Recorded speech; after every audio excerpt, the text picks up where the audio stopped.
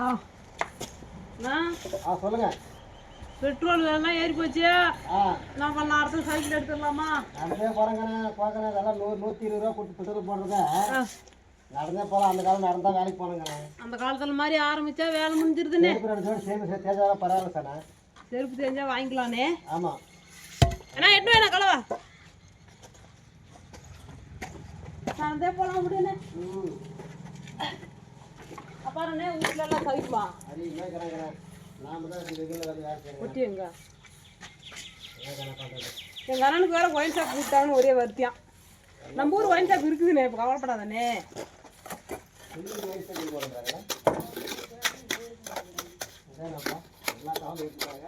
ம்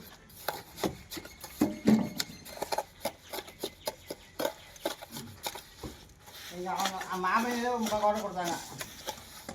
யாரு